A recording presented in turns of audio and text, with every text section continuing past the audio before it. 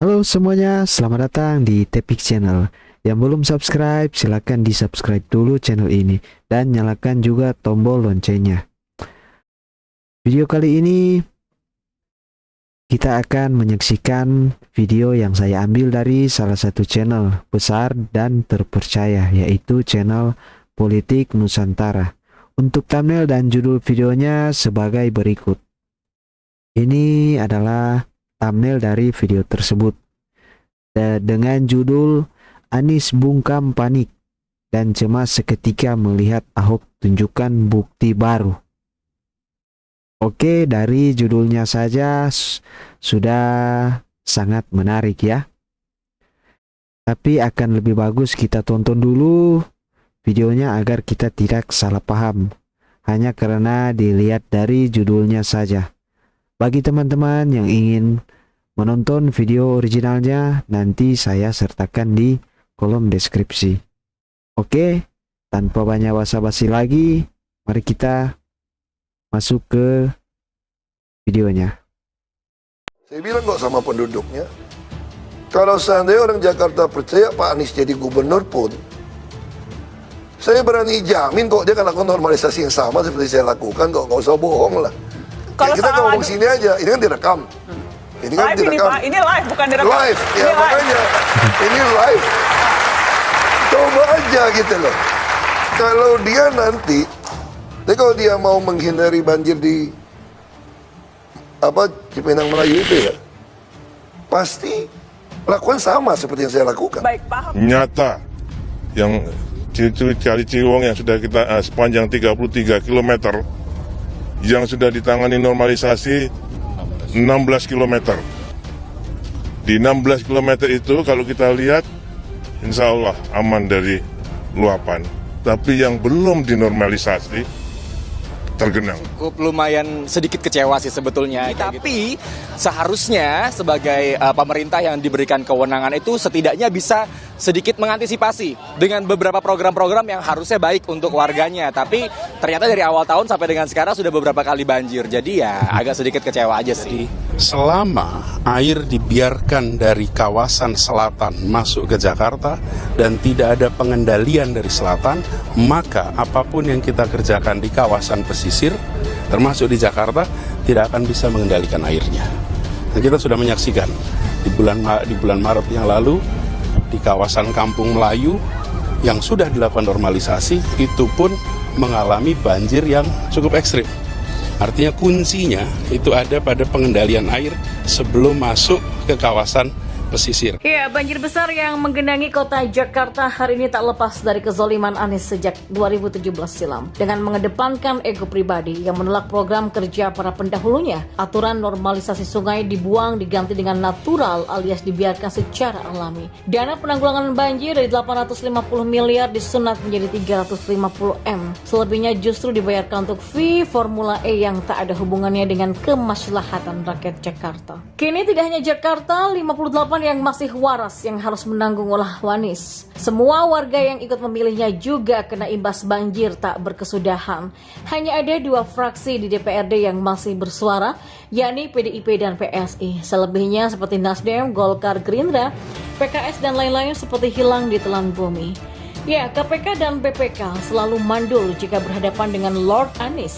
Tapi OTT KPK justru bisa menyasar daerah pedalaman. Harapan terakhir adalah Kemendagri agar tidak hanya mengoreksi mata uang saja, tapi juga mata anggaran seperti yang disampaikan oleh Rudi Askamri. Jangan berharap banyak pendukung Anies akan berubah haluan, terutama yang mungkin kecipratan proyek media sosial. Bukannya prihatin dengan nasib saudara sendiri, mereka justru membabi buta. Membela Anies dan ironisnya lagi-lagi agama dibuat tameng untuk menutup bobrok Anies Baswedan. Seperti yang diutarakan akun Hilmi Firdausi di Twitternya.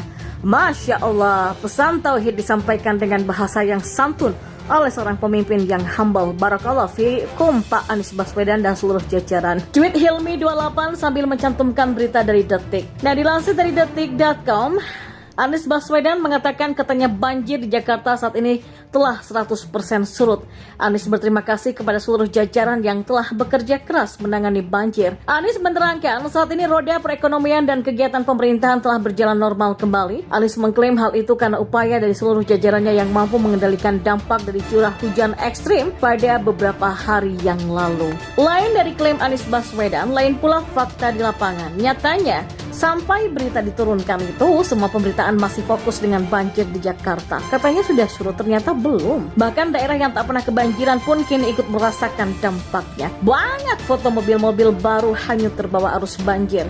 Hingga mantan Gubernur Sutiyoso pun ikut berang dengan menyebutkan banjir era Anies adalah yang terparah. Ditambah lagi pernyataan anggota fraksi PDIP yang membongkar kebodohan Anies Baswedan. Iya, seperti diberitakan oleh Detik.com, Ketua Fraksi PDIP DPRD DKI Gembong Warsono menanggapi klaim Gubernur DKI Jakarta Anies Baswedan yang menyebut banjir di Jakarta kering dalam kurun 1 hari. Gembong menyebut Anies hanya dengar laporan dari anak buah. Ya, mungkin Pak Anies hanya mendengarkan laporan dari anak buahnya, kata Gembong kepada wartawan. Gembong menilai seharusnya Anies melakukan pengecekan langsung ke lapangan. Di lapangan, kata dia, faktanya hingga hari ketiga masih ada wilayah DKI yang banjirnya juga belum surut. Gembong menyebut Pemprov DKI gagal melakukan pencegahan antisipasi banjir pada tahun ini. Sebab, kata dia, banjir kali ini sampai menimbulkan korban jiwa. Akhirnya kita ingat kembali beberapa ucapan Ahok waktu dirinya diserang isu penistaan agama dulu, bahwa jangan sampai ambisi menjadi gubernur menjadikan rakyat sebagai korban. Tak cukup beberapa jenazah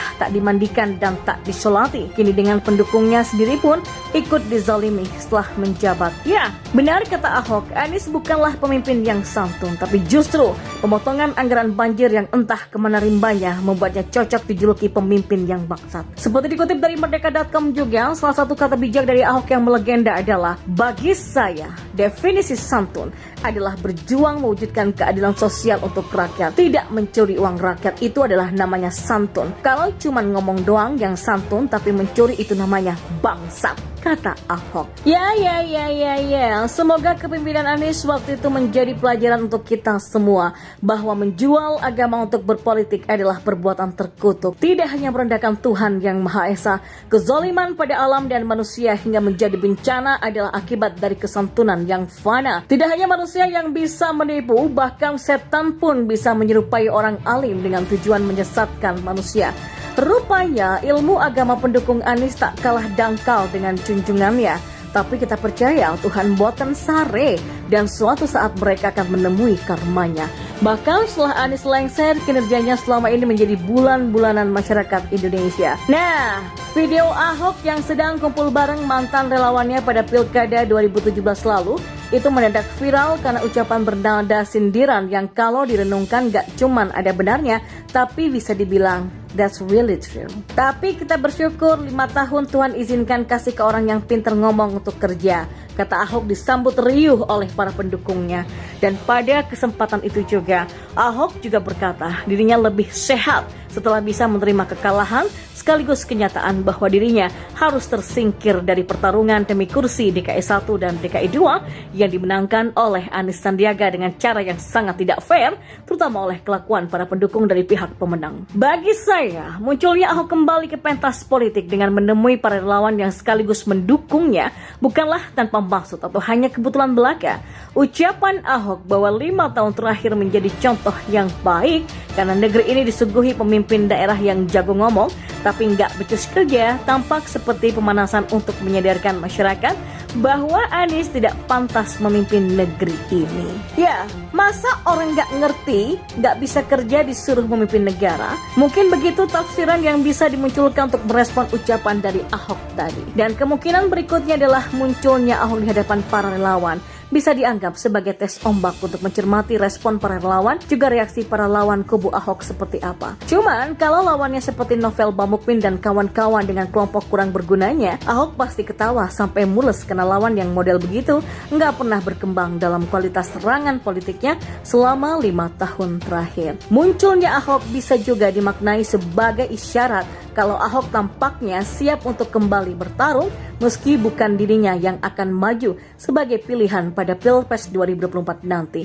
Saya cuma membayangkan saja kondisi ketika misalnya Ganjar beneran diusung sebagai Capres RI, lantas Ahok bergabung menjadi salah satu jubirnya, niscaya kegentaran akan terjadi. Bahkan sekalipun Ahok belum mulai bicara apa-apa, wah benar-benar sangar sekali kan? Mungkin memang masih terlalu dini menyimpulkan pernyataan Ahok dengan kesiapan mantan Gubernur DKI Jakarta itu untuk bertarung lagi di pentas politik nasional hanya dengan sekali event tadi.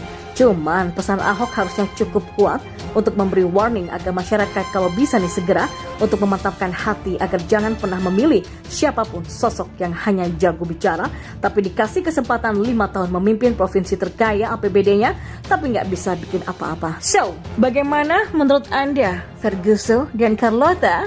Saya tunggu komen dari Anda ya. Ya, banjir besar yang menggenangi kota Jakarta hari ini tak lepas dari kezoliman Anies sejak 2017 silam. Dengan mengedepankan ego pribadi yang menolak program kerja para pendahulunya, aturan normalisasi sungai dibuang diganti dengan natural alias dibiarkan secara alami. Dana penanggulangan banjir dari 850 miliar disunat menjadi 350 M. Selebihnya justru dibayarkan untuk fee Formula E yang tak ada hubungannya dengan kemaslahatan rakyat Jakarta. Kini tidak hanya Jakarta, 58 yang masih waras yang harus menanggung olah Anies. Semua warga yang ikut memilihnya juga kena imbas banjir tak berkesudahan.